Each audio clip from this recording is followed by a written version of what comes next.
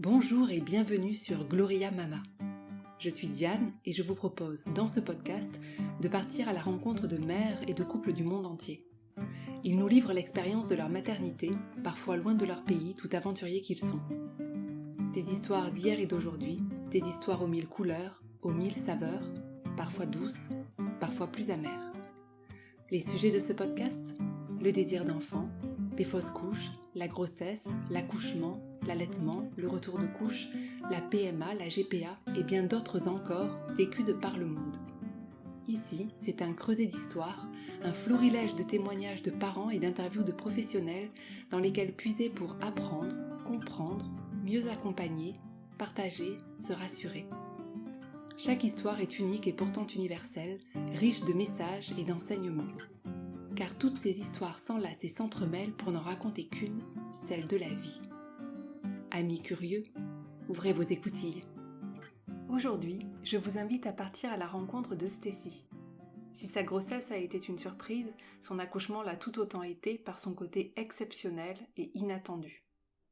Avec Stécie, on parle d'un sujet que les femmes connaissent peu et qui bouleverse pourtant tout, la pré-éclampsie. On aborde aussi le rapport entre travail et maternité et la construction du lien avec un bébé né un peu trop tôt. Très belle écoute. Bonjour Stécie. Bonjour. Merci à toi d'avoir accepté avec autant d'enthousiasme cette interview pour Gloria Mama. Avec grand plaisir. Pour te présenter sur ton blog monbeaucerisier.com, tu te compares à un panier de fruits, colorée et généreuse dans tout ce que tu as à offrir. Tu es experte en digital et web et tu proposes un blog et une chaîne YouTube beauté et lifestyle qui porte aussi sur ta vie de mère puisque tu as une petite fille. Oui. Et c'est à cette vie de mère, plus particulièrement, à laquelle nous allons nous intéresser aujourd'hui. Et on va même remonter plus loin dans le temps, puisque tu vas nous parler du vécu de ta maternité. Donc dans le podcast Gloria Mama, on s'intéresse à tous les aspects de la maternité, et cela à travers le monde. Et te concernant, quand tu tombes enceinte, tu vis en France, mais c'est ton compagnon qui vit à l'étranger. Alors pour commencer, est-ce que tu peux nous expliquer cette situation de toi qui vis en France et ton compagnon qui vit à des milliers de kilomètres de toi? Je suis tombée amoureuse à distance. Pour la jolie petite histoire, ma mère a une meilleure amie, elles sont amies depuis le collège. Elles sont tombées enceintes à peu près au même moment, elles ont eu des enfants. Il se trouve que c'est le fils donc de la meilleure amie de ma maman. On s'est côtoyés quand on était très très très très jeunes, peut-être 4-5 ans comme ça.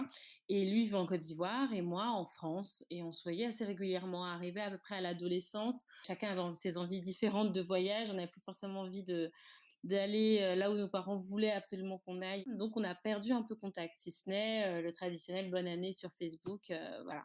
On s'est recontactés un peu par hasard il y a 5 ans pour prendre des nouvelles l'un de l'autre et il se trouve que lui faisait ses études aux États-Unis, au Texas, à Austin et moi je travaillais en France. On est tombés amoureux à force de discuter ensemble sur Skype et sur FaceTime. On a démarré une relation amoureuse à distance. Moi, je partais très régulièrement aux États-Unis pour le voir. Lui, il venait en France quand il avait des vacances universitaires. C'est comme ça qu'on a démarré notre histoire d'amour. Et on partait aussi en voyage, on visitait des pays ensemble, on se donnait rendez-vous dans des pays, on atterrissait chacun de notre côté. Et il se trouve que c'est un certain voyage en Italie, à Pise, et avec un petit oubli de pilule qui a fait donc que je suis tombée enceinte. Voilà, c'était pas un plan de tomber enceinte avec un compagnon de l'autre côté de la planète, mais c'est ce qui a eu lieu. Comment est-ce que tu as vécu le fait de ne pas avoir ton compagnon à tes côtés durant cette grossesse? Et est-ce que justement il est rentré pour vivre cette grossesse avec toi ou est-ce que vous avez vécu cette grossesse comme le début de votre relation à On a vécu distance? cette grossesse complètement à distance. Il faisait des études aux États-Unis, donc il n'a pas de possibilité d'arrêter en cours de route pour venir. Il n'est pas libre au niveau des dates. Voilà, je me suis retrouvée à faire ma grossesse toute seule, mais on était très très très connectés. Donc effectivement, il n'était pas là physiquement, mais il y a plein de manières possibles. Effectivement, il y a FaceTime puisqu'on passe des heures au téléphone, lui et moi, et par caméra, mais également lors des échographies. Il y a des possibilités d'exporter la vidéo de l'échographie, en tout cas dans le centre dans lequel j'étais. Je pouvais lui envoyer. Donc voilà, donc on a trouvé des moyens, mais effectivement, tout ce qui est les mains sur le ventre, l'aptonomie, ces choses-là, on n'a pas pu le faire. Et de toute manière, j'ai accouché 3 mois plus tôt.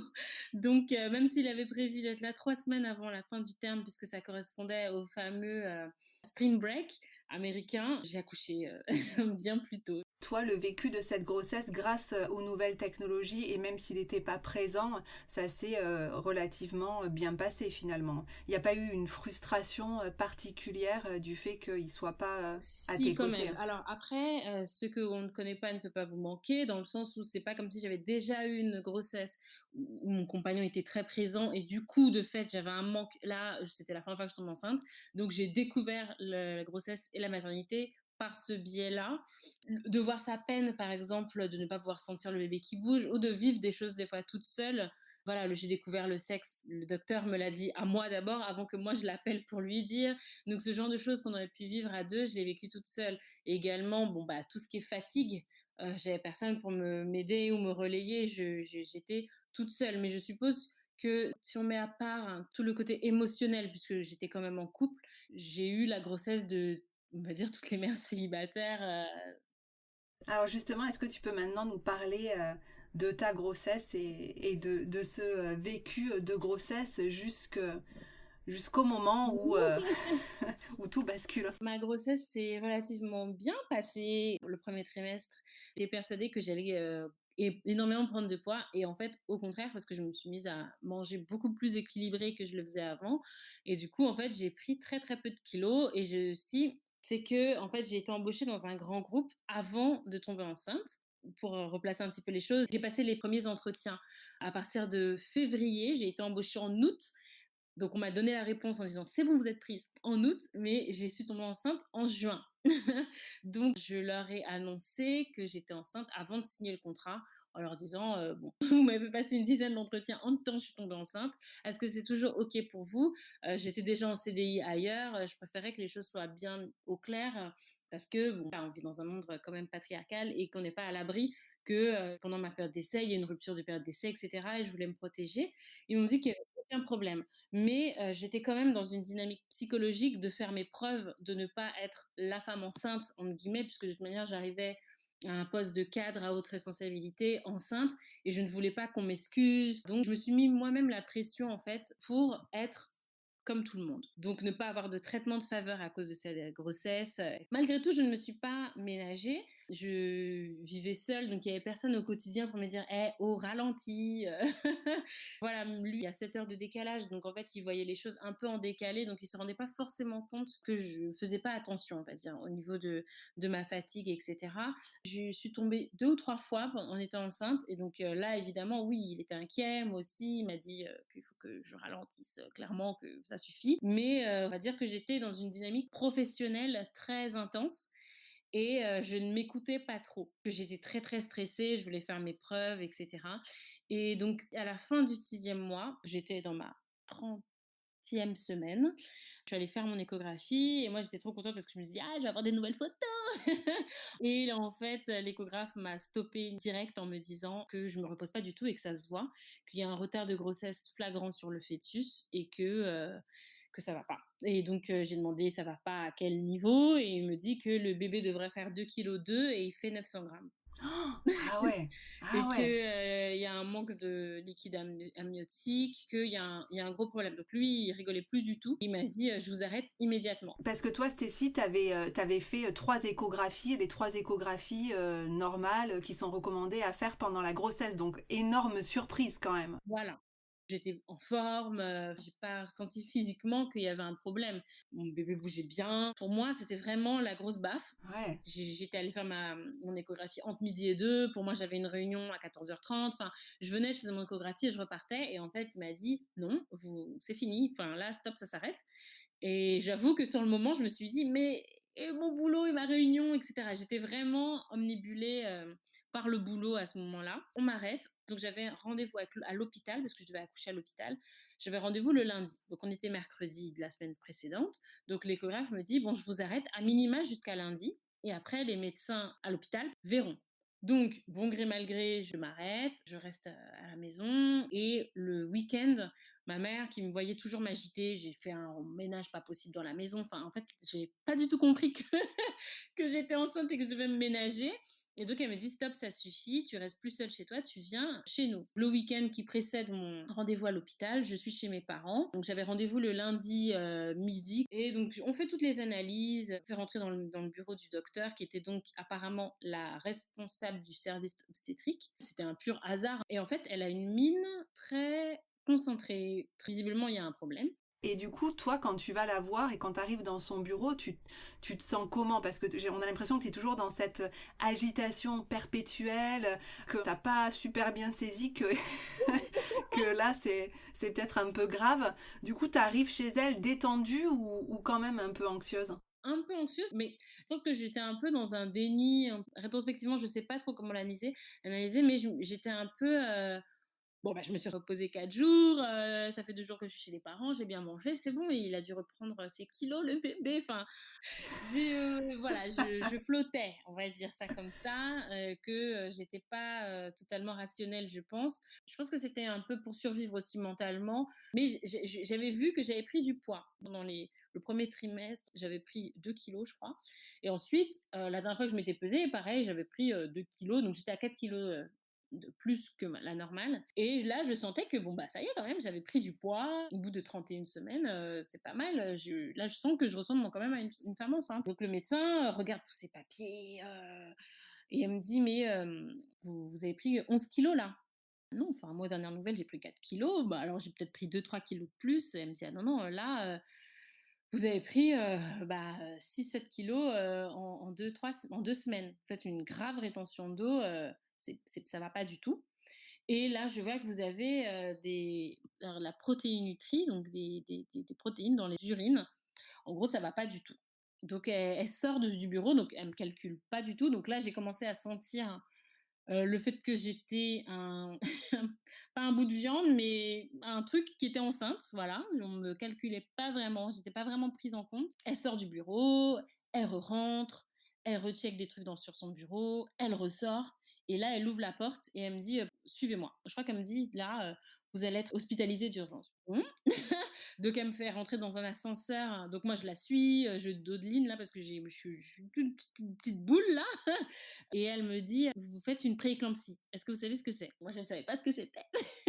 En fait, si, j'avais entendu un petit peu parler puisque je regardais, Downton Abbey et dans Downton Abbey, petit spoiler, l'un des personnages principaux meurt dans des souffrances abominables d'une éclampsie. Et je me rappelle quelques années auparavant, lors de la fameuse saison, j'avais cherché sur Google, j'étais pas du tout enceinte et je me dis: «Mais c'est horrible ce truc». Elle convulse, elle devient violette, bleue et elle meurt. Ça se joue en 5 minutes. Et du coup, quand elle me dit ça, je me suis vue convulser, et mourir. Et elle me l'annonce comme ça, brute de béton, voilà, vous avez une prééclampsie, et vos Ouais. taux sont très graves. Ça se fait dans l'ascenseur. Ouais, j'étais en manteau, elle me l'annonce, comme ça. Ensuite, on sort de l'ascenseur, elle me dit: «Attendez là», elle me met dans la salle d'attente, qu'elle me laisse seule avec, cette nouvelle. Donc j'appelle, mon copain, j'appelle mes parents pour leur dire: «Bon, je sais pas trop», mais elle me dit que j'ai pas le droit de sortir, qu'il y a un truc qui se passe, j'ai une prééclampsie, bon. Donc là, t'es assez bouleversée quand même là, parce que t'as les images de Sibyl dans Downton Abbey. Voilà, je tombe un peu, enfin là, ouais, carrément là, j'atterris. Il y a une infirmière qui vient, qui me met donc dans une chambre, mais aux urgences. Et elle me branche, etc. On me surveille ma tension, donc l'appareil à tension va devenir mon meilleur ami. Et donc elle me dit calmez-vous parce qu'en fait, à chaque fois que votre tension monte, vous mettez en danger votre fœtus. Ouais. Comme ça, hein. Là, en fait, je savais pas, mais c'était le premier jour de 2 mois d'hôpitaux. Ils m'ont fait des analyses, il y a un mec qui est arrivé, me posait un tas de questions hyper intrusives. Enfin, c'est l'hôpital, mais à aucun moment on m'a pris en charge sur le point de vue mental ou psychologique. On n'a pas essayé de me rassurer, de m'expliquer. Voilà, on me posait plein de questions, on me disait que c'était grave, je savais pas ce que c'était et on me disait: «Calmez-vous». Je rappelle, le rendez-vous était aux environs de midi et c'est que vers 22h30 que j'ai eu le droit de monter en chambre, donc quitter les urgences et on m'a, voilà, hospitalisée, en chambre, à la maternité. Comment tu qualifierais finalement l'accompagnement du personnel soignant sur cette première partie de vécu et d'annonce d'une prééclampsie qui a l'air assez grave? Très médical, je veux dire, je pense qu'eux, ils sont en mode: «On doit sauver des vies».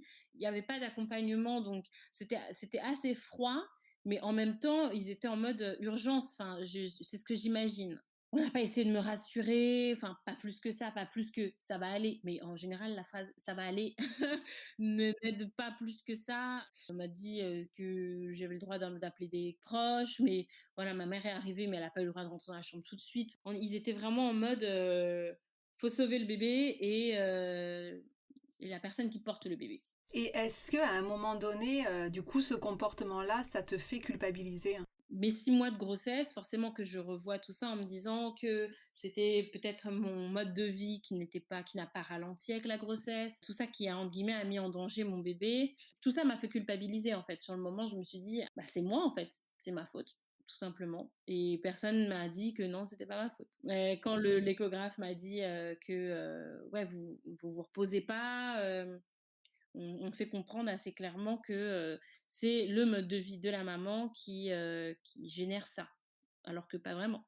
Je rappelle juste que, une prééclampsie, comme tu disais, ça correspond à une hypertension artérielle associée à une présence excessive de protéines dans les Voilà. urines. Et ça, effectivement, c'est quand même pas de ton ressort.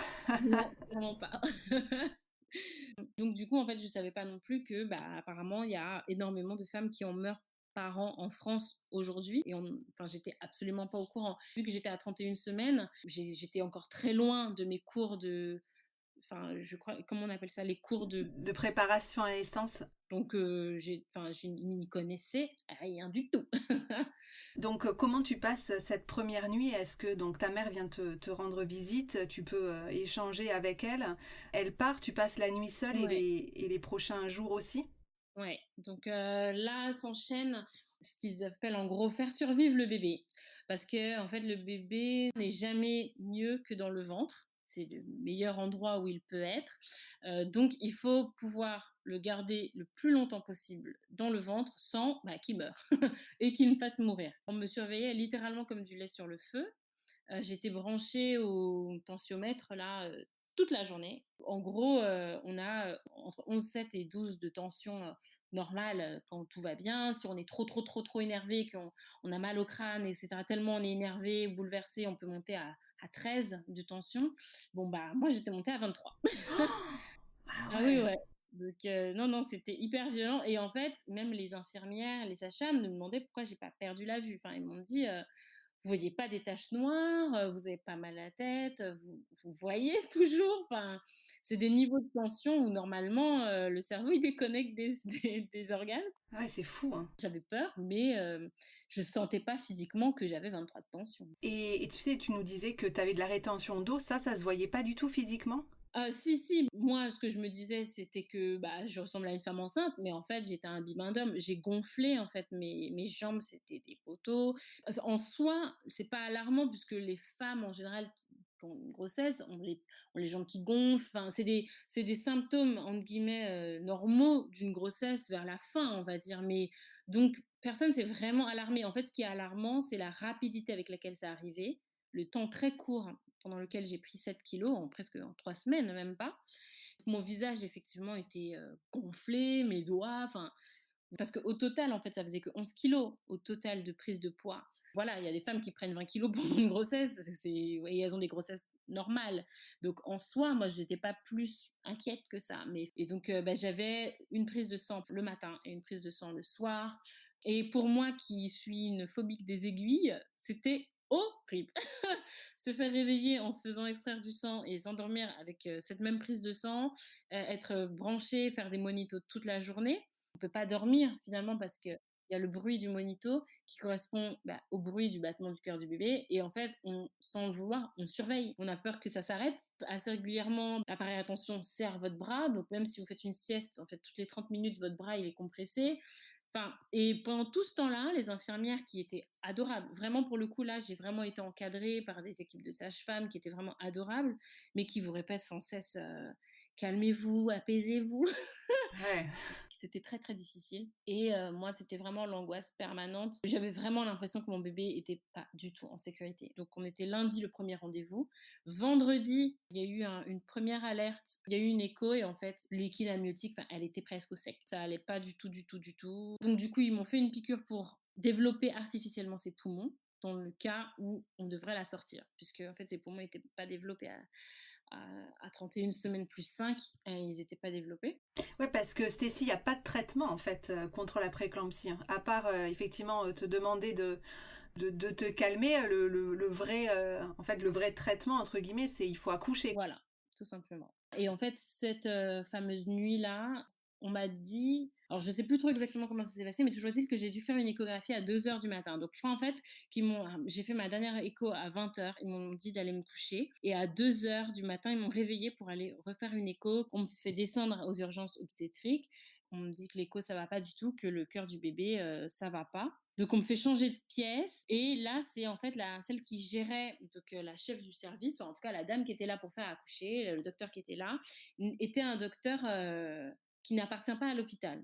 Elle savait pas trop où elle pouvait m'installer, enfin c'était un peu le cafouillage. Et donc elle m'installe dans une pièce, elle va m'ausculter pour vérifier si mon col est dilaté. Sauf qu'en fait je lui dis, bah en fait je suis à 31 semaines, donc on est à des années-lumière d'être dilaté. Et elle me dit non, on va quand même vérifier. Elle vérifie hein, avec un spéculum. Ça me fait hyper mal parce que j'ai hyper peur, donc je suis hyper contractée. Et surprise, surprise, ah non, vous n'êtes pas du tout dilaté et enfin, voilà, la poche n'est pas percée, etc. Je me dis bah oui. Et là, elle me dit, comme ça, hein, j'ai les jambes sur les étriers, etc.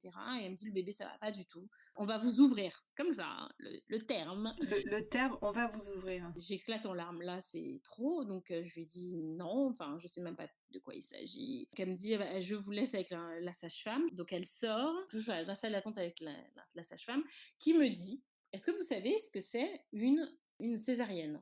Donc, en fait, j'ai eu un petit cours d'anatomie dans une salle d'attente de l'hôpital. Et donc, je lui dis, bah non, je sais pas du tout ce que c'est. Et elle me dit, bon, bah, je vais vous expliquer parce que c'est peut-être cette nuit. On va vous ouvrir sur 3 niveaux. On va découper vos abdos, on va soulever les abdos, on va atteindre l'utérus, on va ouvrir l'utérus, puis on va sortir le bébé. Ensuite, on va recoudre tout. J'étais en panique totale et en fait, dès que tu paniques, tu te dis que tu mets le bébé en danger. Enfin, c'est un cercle vicieux. Remettre dans la salle d'échographie et ils me disent, c'est le monito de la dernière chance. Si le monito il est mauvais, le docteur a dit que on va faire une césarienne. S'il est bon, vous pourrez remonter en chambre, on verra ça demain. Donc on me branche le monito et ils sortent. Donc je suis toute seule dans la chambre. Et alors pour la petite histoire, mon copain voyageait d'un état à l'autre et était donc dans l'avion pendant cette nuit-là. Et il se trouve que dans les avions américains, il y a le Wi-Fi, etc. Enfin, ça commence à l'être un peu partout maintenant, mais à l'époque, pour moi, c'était une technologie extraordinaire. Donc il y avait Internet dans l'avion et donc il s'est dit qu'il allait prendre de mes nouvelles. Donc il m'appelle à ce moment-là et il me demande comment ça va et là je lui explique: «Ça va pas du tout!» Je me mets à pleurer, je lui explique tout et il me dit: «Est-ce que tu veux que je te chante une chanson?» Puisque, il est pas chanteur ni quoi ni qu'est-ce, mais quand il chante ça m'apaise, enfin j'aime bien, ça me détend. Il chante, mal, ça me détend. Je mets le haut-parleur et il chante. Ensuite l'infirmière revient et elle me dit, bah, en fait le monito, parfait. Le bébé va très bien, bonne nuit. Retournez dans votre chambre, je me dis: «Bon, bah, c'est un miracle, je vais pas accoucher, ce soir», c'est des, hauts et des bas comme ça que je subissais, en permanence. Le samedi matin, de nouveau prise de sang, donc là aussi c'était atroce parce qu'en fait, elle trouvait plus de veines, elle me piquait, il y avait pas de sang, enfin, c'était la boucherie, j'avais des bleus sur les bras, j'ai de nouveau pleuré, elle pressait mon bras pour faire sortir du sang et le docteur vient et me dit: «Ça va être bientôt. Voilà, préparez-vous à ce que ce soit, ce week-end». Donc là, on était samedi et le samedi soir, ils me disent: «OK, à partir de 20 heures, vous êtes à jeun parce qu'on sait jamais, peut-être que ça sera demain, donc vous êtes à jeun. Vous avez plus le droit de boire et plus le droit de manger à partir de maintenant». Donc il était 20 heures et le corps humain est bien fait parce qu'à partir du moment où on vous dit: «Vous avez plus le droit de boire», c'est là que vous avez soif. Donc du coup, je me Ouais. rappelle de ce truc où j'avais soif toute la nuit, alors que j'avais bu avant, mais voilà. Dimanche matin à 9 heures, le médecin arrive avec toutes ces internes, je me rappelle, elle était suivie de 5-6 internes, et donc elle me dit, hyper gentille, «Franchement, moi, de ce que je vois là, le bébé peut plus tenir, vous, non plus visiblement, écoutez, on a 32 semaines aujourd'hui, c'est un bon jour, c'est pour aujourd'hui. Moi, j'ai rien dit, j'ai rien à faire entre midi et deux, je suis en forme». Elle demande à son infirmière principale, «Vous aussi vous êtes en forme?» «Ah bah oui, je suis en forme». «Bon bah allez, c'est ce midi». Et là, on était le matin, donc tu as eu quelques heures pour te préparer psychologiquement à cette césarienne. Voilà, donc on était, dimanche 9 heures et je me rappelle lui avoir dit: «Du coup, j'ai le droit de boire ou pas?» Je me «Est-ce que j'ai le droit de manger ou de boire?» Et on m'a dit: «Non, rien du tout, vous avez le droit de rien du tout». Donc voilà, jusqu'à midi, et vous partez au bloc. Donc du coup, j'ai appelé ma mère, elle est venue. J'ai appelé mon copain du coup qui était donc au courant, à distance, que c'était, là maintenant. Et justement, pour revenir sur ton compagnon, lui quand même, quand tu lui annonces tout ça, qu'il est dans l'avion ou qu'il est à distance, comment est-ce qu'il réagit? Alors, on voit à travers tes propos qu'il essaie de te soutenir un maximum, mais lui, comment est-ce qu'il vit ça? Il est hyper angoissé. En plus, du coup, bah, sa maman, donc la meilleure amie de ma mère, est médecin hôpital. Donc en fait, lui, il a un réflexe qui est un peu du type de tout le monde qui, dès qu'on entend le nom d'une maladie, bon, on va voir sur Wikipédia ou on cherche sur Doctissimo et c'est pas une bonne idée. Bon, bah, lui, il demande à sa mère, qui donc, en fait, dès qu'elle entend prééclampsie, oh, etc. Enfin, donc lui, en fait, il a les détails médicaux de l'autre côté. Donc il angoisse forcément, il angoisse pour sa copine, il angoisse pour son enfant, il a vraiment cette sensation d'impuissance, d'être de l'autre côté, d'avoir en plus un décalage horaire de 7 heures. Il s'en veut de ne pas pouvoir être là, mais vu que de toute manière, ça, c'est des données qui ne changeront pas, il est vraiment tourné sur le fait de tout relativiser auprès de moi et de me soutenir au maximum. Tu vas à cette césarienne aux alentours de midi, hein, donc ta mère est présente avec toi du coup? Ma mère est là, mais donc là commence pour moi ce qui a après été le vrai cauchemar, parce qu'on m'a pas du tout expliqué concrètement ce que c'est une césarienne et c'est horrible. Moi, j'ai du mal à comprendre comment on peut dire que c'est un accouchement de confort, mais bon, ça regarde que moi. Par exemple, tout simplement, je ne savais pas qu'il faisait très, très, très froid dans une salle d'opération. On m'a fait une rachianesthésie, donc en fait, c'est pas comme une péridurale, c'est plus profondément dans la colonne vertébrale. Et en fait, ils ont eu la bonne idée de demander, alors je sais pas si on dit stagiaire ou interne ou quoi, mais que ce soit la stagiaire qui me le fasse. Je suis sur la table et donc on me demande de me plier, de faire le dos rond, sauf que j'ai un énorme ventre. J'entends derrière que la stagiaire panique, elle sait pas où il faut piquer. Enfin, et donc moi j'ai juste envie de dire, mais en fait j'ai pas du tout envie d'être le cobaye aujourd'hui. Et je sens en plus ses mains froides sur mon dos qui tremblent. Elle pique une fois, elle n'y arrive pas. Et c'est le médecin qui fait le deuxième. Immédiatement, je sens plus mes jambes et je sens plus tout le bas de mon corps. Et le médecin me dit quelque chose que j'avais pas compris sur le moment, mais elle me dit: «Vous allez tout sentir, mais vous aurez pas mal». Et en fait, c'est vraiment ça. On se rend pas compte de ce que ça veut dire, vous sentez tout, mais vous n'aurez pas de douleur. Puisqu'en fait, on éteint les nerfs de la douleur, mais on sent toutes les sensations. Donc, quand on investit le corps, on sent tout bien, qu'on est en train de trifouiller l'intérieur de votre corps, mais vous n'avez pas de douleur. Il y a énormément de monde dans le bloc opératoire. Je suis nue, tout le monde voit mes parties intimes, je suis un bout de viande. Enfin, il y a une dizaine de personnes dans la pièce, il fait froid. Quand tout est installé, ma mère a le droit de rentrer, donc elle est à ma tête. Il y a un champ opératoire au niveau de mon cou, et donc elle me soutient. Ça va aller, elle attrape mon visage, etc. Et chose que je ne savais pas, j'ai les bras en croix, donc je suis allongée les bras en croix et je suis attachée. Donc je suis sanglée, les bras en croix, puisque comme je fais une prééclampsie, on doit mettre comme des bêta-bloquants pour ralentir mon rythme cardiaque. Et donc on m'injecte pendant la durée de l'opération un liquide qui ralentit mon rythme cardiaque, enfin ma tension. Et il faut absolument pas que je bouge les bras, donc je suis attachée. Par exemple, ça on me l'avait pas dit, donc c'est assez Ouais, traumatisant. bah bien sûr. Et en fait, le produit qu'on met dans le bras, elle me dit: «Ça c'est très froid» et en fait, très, très froid dans une veine, c'est brûlant. Ça brûle, l'impression qu'on est en train d'enfoncer un fil de fer dans toutes les veines, c'est atroce comme douleur. L'opération débute, on m'ouvre, donc je sens la lame sur mon ventre, je sens qu'elle soulève, qu'elle coupe, qu'elle ouvre les abdos et cetera. Je savais pas non plus, mais en fait, le corps, refuse.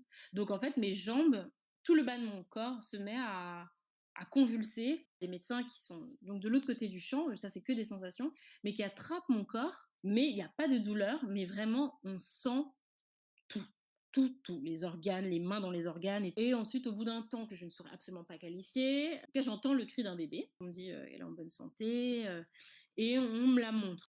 Là, t'es soulagée quand même parce que t'es en train de vivre des choses extrêmement éprouvantes, de savoir quand même que ton bébé est vivant, qu'elle crie, tu te De sens... l'entendre pleurer, c'est effectivement un soulagement. Après, moi, j'étais en mode, sortez-moi de là. En fait, j'étais vraiment vite que ça se finisse le plus vite possible, c'est trop atroce. Donc, on me la montre, on voit un bébé couvert de liquide, etc. Elle est vraiment minuscule, elle est minuscule. J'ai pas de sentiments, enfin voilà, je suis vraiment en panique. Je dis juste: «D'accord, d'accord». Quelqu'un me demande: «Est-ce que vous préférez que votre mère parte avec, votre fille ou qu'elle, reste avec vous?» Je dis qu'elle parte avec elle. Parce que je me disais: «La pauvre, elle va être toute seule». J'ai quand même cet instinct primaire, je veux dire, de me dire que je veux pas que ma fille soit toute seule avec les médecins. Donc je dis à ma mère qu'elle aille avec ma fille et donc du coup, je me retrouve toute seule, un temps que je saurais même pas comptabiliser, on va dire, où on me recoue et là, on m'amène en salle de réveil. Donc, je me réveille, je me rendors. Là encore, il y a un problème parce qu'en fait, ma tension ne descend pas. Ça va pas du tout. J'entends leur conversation, donc je suis un peu dans un nuage, mais j'entends un peu leur conversation qui disent: «Bon, bah, monte la dose» et en fait, c'est jamais suffisant. Donc l'infirmier principal, monte la perfusion. Ils sont au niveau où apparemment c'est une dose c'est la dose extrême et donc ils demandent au médecin de venir. Donc le médecin, redescend, dit: «OK, bon, bah, on lui met cette dose-là. Si ça descend pas, il va falloir l'envoyer dans un hôpital encore plus grand. Il parle de moi, je suis là, mais on s'adresse pas à moi en fait. Hein. Ils parlent entre eux. Et donc apparemment, cette dose-là maximale permet à mon cœur, enfin permet à ma tension de redescendre. Ensuite, il s'est passé encore autre chose, c'est que quand elle a recousu, c'était apparemment pas très bien recousu puisque je continuais à saigner et c'est pas normal. Pour tester les bandages et les compressifs, elle appuie sur mon ventre pour voir si du sang on sort. Et donc, pareil, elle me demande pas est-ce que j'ai le droit ou quoi. Elle ouvre la couverture, elle appuie sur mon ventre, elle appuie sur la cicatrice. Donc, oui, je suis toujours sous anesthésie, donc je sens pas. Mais on appuie sur mon ventre. Enfin, en fait, je suis pas vraiment là. Hein. Voilà. Donc, elle me dit bon, je reviens tout à l'heure. Si ça saigne encore, oh là là, je vais devoir vous rouvrir et vous refermer. Oh là là, ouais, c'est Pas encore la salle pas encore le bloc et cetera et au final, apparemment c'est bon et j'ai le droit de remonter donc j'étais en position allongée et ma mère a elle, en même temps, elle était partie en néonat avec, ma fille. Elle avait pris des photos, je vois un petit bébé. Elle aurait pu me montrer les photos d'un bébé, d'une amie, ça aurait été la même chose. Voilà, c'est absolument pas une réalité pour moi pour l'instant. Je m'endors, je me réveille, on est lundi, donc j'ai pas vu ma fille, hein. Et pour abréger, en gros, je n'ai vu ma fille que 2 jours après mon accouchement. Ils m'ont mis en fauteuil roulant, et cetera. Donc du coup, c'est là que j'ai pu, arriver devant cette petite boîte avec ma fille, qui était minuscule, mon Dieu, minuscule et branchée de partout. Et on me dit, «Voilà, c'est ta fille, tu heureuse?» et c'est ouais, ça, c'est assez dur parce que, bah, on ressent pas grand-chose. On est un peu, sidérés, enfin, voilà, je m'inquiétais plus de sa santé et cetera, mais j'attendais un peu cette vague d'amour dont on parle, ce truc qui vous submerge et j'étais un peu, bon.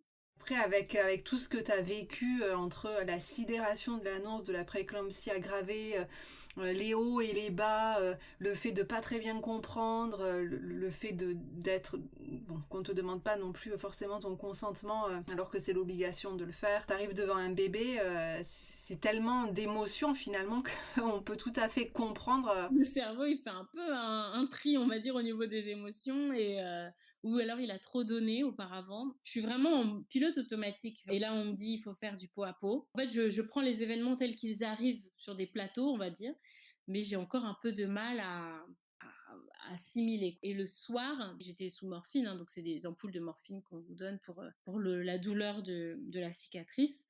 J'ai fait un stress post-traumatique, du coup, suite à cette opération puisque j'étais incapable de dormir allongée. Donc à chaque fois que j'étais allongée, mon cerveau me retransposait dans la salle d'accouchement et je hurlais, les infirmières venaient, je pleurais, je convulsais, enfin les grosses crises de panique. Donc du coup, on m'a dit, le lendemain, je devrais voir le psychiatre parce que j'avais un comportement qui n'était pas dans la norme, on va dire. Le lendemain, bah, la psychiatre est venue et c'était un peu déroutant parce qu'elle était très jeune, elle semblait avoir mon âge. Elle m'a expliqué que je fais un stress post-traumatique, que mon cerveau, il s'est mis en situation de mort imminente. Le cerveau humain comprend que lorsqu'on est ouvert, enfin qu'on touche aux viscères en général, et qu'on est conscient, bah, ça veut dire qu'on va mourir. Seulement, on meurt pas. Tant que j'accepterai pas ce qui s'est passé, mon accouchement, que j'accepterai pas toutes les douleurs ou tout ce que j'ai ressenti, incessamment, mon cerveau me resservira les mêmes sensations, les mêmes images et je le revivrai à l'infini. Donc, on m'a donné des médicaments pour m'apaiser et je me rappelle que disons 2-3 jours, 2 jours après avoir rencontré ma fille, en pleine nuit, je me suis levée, j'ai marché aussi vite qu'une vieille personne de 95 ans peut marcher jusqu'à la néonate. J'ai moi-même pris mon bébé et je l'ai mis sur moi pour faire du pot à pot. Et pour la première fois, j'ai pleuré. Après, ça allait mieux. C'est comme si je me suis autorisée à ressentir quelque chose pour elle. C'est là que j'ai vraiment eu ce truc de ça y est, j'ai un enfant. La relation avec ton bébé, le retour à la maison, comment est-ce que ça s'est passé, hein? Le retour à la maison a eu lieu 2 mois après. Bah, la vie en néonate, c'est chaque gramme compte. Il fallait attendre qu'elle ait 2 kilos pour sortir. 2 kilos et qu'elle puisse se nourrir de façon autonome, donc qu'elle puisse, au-delà d'une sonde gastrique. D'accord. Parce que là, quand elle est née, elle faisait combien de grammes ou 1,2 kg. 1 Donc elle kg était de... passée de 900 grammes à 1,2 kg. Donc elle devait, gagner, 800 grammes, mais le plus important, c'est qu'elle puisse, boire au biberon, en fait et c'est le plus compliqué. Elle a pas la force, en fait, pas la force physique de pouvoir se nourrir et donc bah, c'est vraiment chaque gramme compte. C'est pas 100 grammes par jour, hein, on est très loin. Elle prenait, 20 grammes et le lendemain, elle en perdait 4. Elle prend 12 grammes et le lendemain, elle en perd, c'est vraiment ça, en fait. C'est une bataille, sans cesse, d'apprendre à laver un bébé, bah, qui est branché, aussi, elle enlevait sa sonde, donc elle arrachait sa sonde, toute seule. Sauf que le problème, c'est que remettre une sonde, c'est hyper douloureux. Elle faisait des malaises quand on lui remettait la sonde et moi, j'apprenais tout ça en décalé. C'est-à-dire que le matin, quand moi je venais, on me disait: «Ah by the way, cette nuit, votre bébé, elle a enlevé sa sonde, donc on lui a remis. Elle a fait un petit malaise, mais tout va bien». Donc c'était ce genre de truc-là, constamment, enfin voilà. Ouais. Donc moi, de 1 mois, on m'a dit: «Bon, bah, c'est bon, vous pouvez sortir, mais votre bébé, lui, il reste». Donc tous les jours, j'allais à la néonate, je dormais à côté d'elle, il y a un lit de camp, on veut installer un lit de camp, je dormais à côté de la couveuse, ensuite elle est passée en petit berceau. Donc là, c'est l'équivalent des berceaux dans lesquels on met quand une femme à terme accouche. Donc pour moi, c'était extraordinaire, mais elle était minuscule dans ce genre dans ce petit berceau, mais elle n'était plus branchée. Donc c'était, waouh quoi. Mmh. Jusqu'à ce qu'elle, sorte. Le jour où on m'a dit: «Bon bah c'est bon, elle peut sortir» et en fait, grosse panique. J'allais te dire, c'est le soulagement là, non? Et là, tu me dis non, c'est la panique. Ah non, non, non, c'est la grosse panique parce que, bah, en fait, malgré tout, oui, je suis sa maman à l'hôpital, mais on se dit que s'il y a une merde, bon, bah, il y a 6 puéricultrices de néonates, la pédiatre spécialisée, enfin, on se dit qu'on est vraiment entouré et que, bon, si je sais pas faire, il y a toujours quelqu'un qui sait faire. Voilà, j'avais vraiment cette sensation de me dire: «Mon Dieu, je suis seule, enfin, c'est elle et moi, je peux pas j'ai personne pour me dire: "Je fais bien"». Après, je te rassure, Cécile, j'ai l'impression que même quand t'as un bébé qui naît à terme, t'as cette sensation-là. Ben moi, j'ai eu exactement ça quand j'ai dû quitter aussi la maternité. Cette sensation d'être lâchée et de sortir d'un cocon protecteur. Je pense que c'est commun à énormément de femmes ces premiers jours seules. Ouais, après, comme elle avait 2 kilos, en fait, elle est sortie, mais elle était en hospitalisation à la maison. Ça veut dire que 2 fois par jour, il y a une infirmière qui vient checker. Où, elle est pesée tous les jours pendant 2 semaines, 2 fois par jour et ensuite, pendant 1 semaine encore, c'est 1 fois par jour et après, c'est bon. Elle est plus hospitalisée à la maison, elle est, un bébé. Un bébé normal, après, c'est relation, maman-bébé, hein, j'imagine, commun à toutes les mamans, Je dirais 1 semaine après que moi je suis rentrée à la maison, son père est enfin arrivé. Puis il y a eu Ouais. la grande rencontre, il a pleuré, il a pris son bébé dans les bras, on a été une famille, normale, on va dire, pendant 15 jours et puis il a dû repartir et puis après j'étais une maman célibataire aussi, normale, comme toutes les mamans célibataires, on va dire. Une maman solo, je dirais plutôt, parce que, bah, il était là, à distance. Et il est revenu, ton compagnon, au bout de combien de temps il a pu vous rejoindre définitivement? 2 ans, donc il devait finir, bah, son diplôme. Ma fille, est une ingrate puisqu'elle elle a fait ses nuits. En fait, elle a fait sa première nuit complète quand papa est arrivé, pour de bon. Concernant ta relation avec ton travail, hein, qui avait une très grande importance, après, est-ce que tu es retournée travailler ou est-ce que tu as pris du recul hein, par rapport à cette implication à l'extrême que tu avais pu avoir? J'ai eu du coup 6 mois de congé mat, hein, forcément puisque j'ai accouché prématurément et au retour, c'est compliqué. J'ai pas pu reprendre mon poste initial. J'ai eu besoin d'avoir des aménagements avec les RH puisque, bah, j'étais seule. Donc il fallait, bah, au niveau des horaires, pour pouvoir la récupérer chez la nounou, ce genre de choses-là. Donc, bah, de fait, peut rester jusqu'à 22 heures au travail, hein, Après on reste en France où le présentéisme est sacralisé, je vais dire. Donc plus tard tu restes, mieux c'est vu. Donc de voir que je partais à 18 heures systématiquement tous les jours, forcément que, bah, on me confiait moins de choses. Enfin, voilà, ça met clairement un frein, à une carrière. On va pas, se leurrer.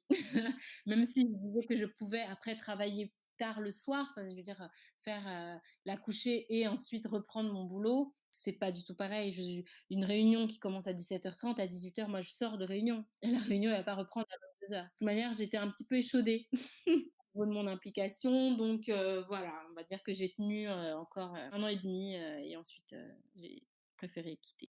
Tu racontes toute cette histoire qui a été complètement traumatisante, mais quand même avec une certaine sérénité et un certain recul.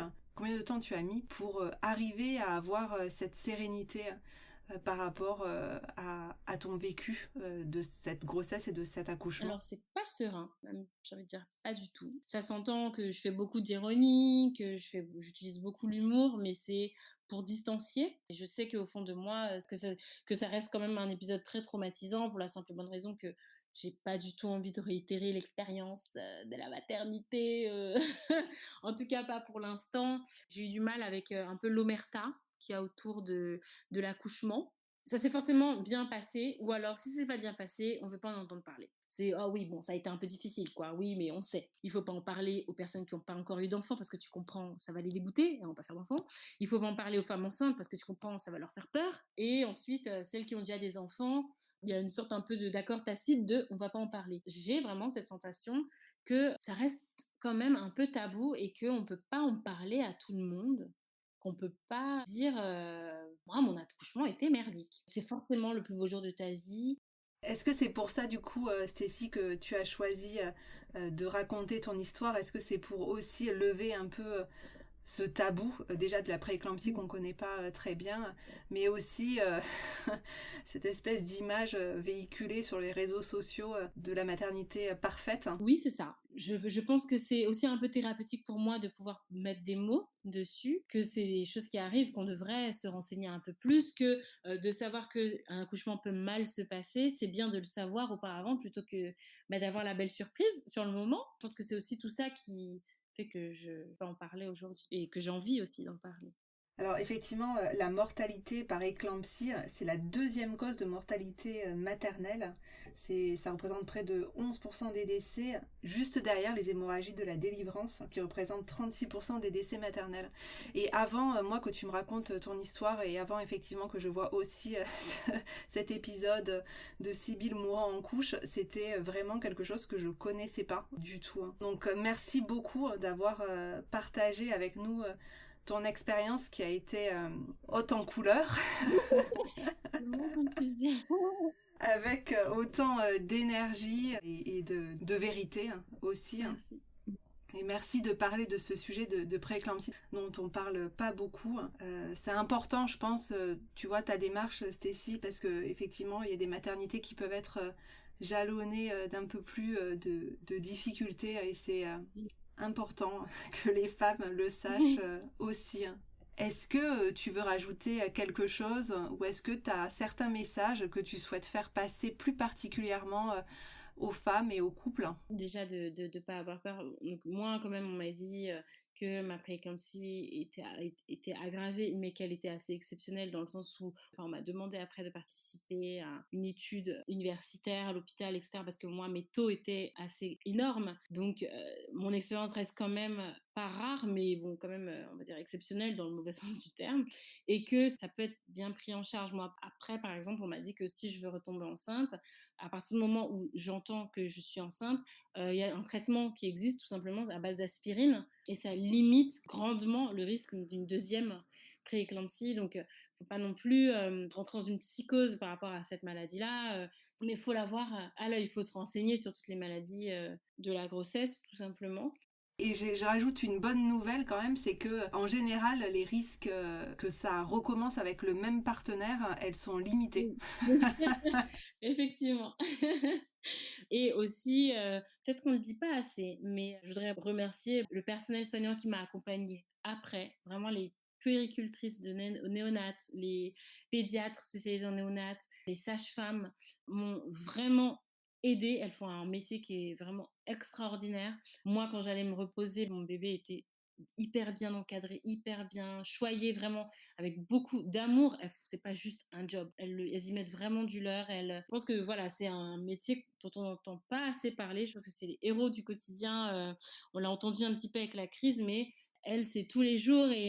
Et du coup, elle disait au revoir à ma fille quand ma fille partait. Voilà, elles ont eu un bébé qui faisait 1,2 kg et elles voient un bébé de 2 kilos qui mange tout seul quand il s'en va et elles le reverront pas. Mais pourtant, à chaque fois, elles remettent de l'amour, de l'attention. Elles sont avec les mamans gauches, comme moi, qui savent pas, qui ont peur, qui ont besoin d'être rassurées. Et je trouve que ça participe de tout ça, en fait, pour l'apaisement même des parents. C'est les premiers interlocuteurs. Vraiment, j'ai été subjuguée par ce métier et par ce qu'elles sont capables de faire et l'amour, vraiment l'amour qu'elles mettent dedans. Autant tu as eu une expérience pas très bonne avec le personnel soignant qui a pu t'entourer pendant cet accouchement, autant post-accouchement, ça a été un véritable Ouais, ouais, cocon d'amour et pour toi et pour ta fille. ouais. Vraiment, je me suis vraiment sentie encadrée et voilà, et pas du tout abandonnée. Elle parle avec le bébé, mais quand on n'est pas là, elle chante aussi. Enfin, vraiment, c'est un super beau métier et c'est essentiel. Après un épisode aussi traumatisant, c'est une bulle qui fait du bien. Merci infiniment Stécie. L'objectif de Gloria Mama, c'est aussi de parler de ces maternités plus délicates, moins linéaires, et de dresser des portraits de femmes comme le tien qui ont su surmonter tout cela avec vaillance et résilience. Donc merci beaucoup pour ce joli témoignage. Merci. Je rappelle le nom de ton blog monbeaucerisier.com et on peut te retrouver sur les réseaux sociaux Instagram, Facebook et également ta chaîne YouTube sous l'identifiant Cerise Daily. En tout cas, je souhaite à tous les auditeurs une très bonne découverte de l'univers de Stécie.